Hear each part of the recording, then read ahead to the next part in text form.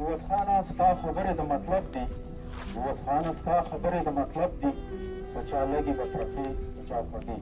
قدرمنو د عوض خان صاحب په دې شعر باندې زه راغواړم شوکت تنها صاحب چې موږ سره خپل خیالات شریک کړي. په موده پس چې مې په خپل کلي کې بیا ولیدو په موده پس چې مې په خپل کلي کې بیا ولیدو په موده پس راله په یار پسې ارمان رالې زه د خپل یار غمونو چپاڼه کړی یم ما به د غرونو نه پناه کړي که توپان رالې یا به زه ورک شم یا به خپل منزل ته ورسېږم په ورکو لارو کې په ما پسې جانان رالې. بسم الله الرحمن الرحیم. ټولو ملګرو ته هرکلی وایم او ملک جمشید صاحب ته د کتاب مبارکي ورکړو. منوالو ټیم ناخلم یو مات ګوډ غزل درته شریکومه. په هر طرف داسې خاموشه خاموشي جوړه ده په هر طرف داسې خاموشه خاموشي جوړه ده د یو سړي څه داسې ښکاري ټول جهان تللی دی د ډېرو خلکو ارمانونه په زړګي پاتې شي د ډېرو خلکو ارمانونه په زړګي پاتې شي ډېر داسې خلک د دنیا نه په ارمان تللی دی. زمونږ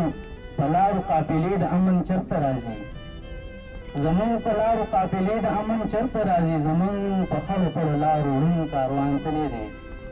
د چارباغ کلی دی اوس هغه چارباغ پاتې نه دی د چارباغ کلی دی اوس هغه چارباغ پاتې نه دی د چارباغ کلي نه چې کلی ورستان کلی دی. نن که هر څور پسې جاړو بېرته کله راځي نن که هر څور پسې جاړو بېرته کله راځي اوس په یوه خان په طرف د پاک سبحان تللی دی زما د وطن د دنګو غرونو صفت څوک وکړي اوس زما د وطن د دنګو غرونو صفت څوک وکړي اوس زما د وطن د دنګو غرونو قدردان تللی دی. پښتو به وایي خو اوس هغه پښتانه نشته دی پښتو به وایي خو اوس هغه پښتانه نشته دی زما په خیال د پښتنو نه جوړ ایمان تللی دی د هغه ورځ نه مې په کلي کې زړه نه لګي اوس د هغه ورځ نه مې په کلي کې زړه نه لګي اوس د کومې ورځ نه چې د کلي نه جانان تللی دی او شوکته خدای خبر که دا ځلې سترګې ویني شوکته خدای خبر که دا ځلې سترګې ویني شوکته دا ځلې بیخي یار په خفګان تللی دی. والسلام. ښاغلي نامدار مخلص صاحب ته خواست دی چې راشي او موږ سره خپل خیالات شریک کړي. نامدار مخلص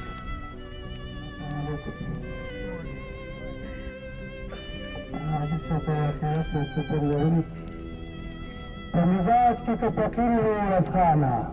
په مزاج کې که فقیر وي وسخانه په پښتو ژبه امیر وي وسخانه ستا په مرګ د پښتو ژبه شوله کونډه د ادب د کوټې تیر وي وسخانه او قدردان د مېلمنو د په حجره کې قدردان د مېلمنو د په حجره کې ته په هر سړي ظهیر وي وسخانه په تمامه پښتونخوا کې د شهرتو په تمامه پښتونخوا کې د شهرتو ته د هر یو شاعر پیر وي وسخانه په جرګو او مرکو کې ښه ماهر وي په جرګو او مرکو کې ښه ماهر وي په خبرو کې وزیر وي وسخانه او د چارباغ کلی هم ستا په نوم یادېږي د چارباغ کلی هم ستا په نوم یادېږي ته مالک ته بې جاګیر وي وسخانه په پیسو باندې چا نه شوې اخیستلی په پیسو باندې چا نه شوې اخیستلی ته خاوند د کلک ضمیر وي وسخانه او سرلوړي دې خدای لیکلي و ازل کې سرلوړي دې خدای لیکلي و ازل کې دن په قد لکه تعمیر وي وسخانه او زه نامدار د جدایي باندې غمجن یم زه نامدار د جدایي باندې غمجن یم ته زما د خیر تصویر وي وسخانه او د هغه په مرګ باندې مرګیه تربیته ده میرویس خان د مرګ خبر راغی زما په غږو برابر راغی د خوشحالي دنیا مې ورانه شوله چې جنازه دې د روانه شوله میرویس خان د مرګ خبر خور شو لکه د اور مې په ځیګر خور شو چې د سړي خوا میرویس خان لاړو هغه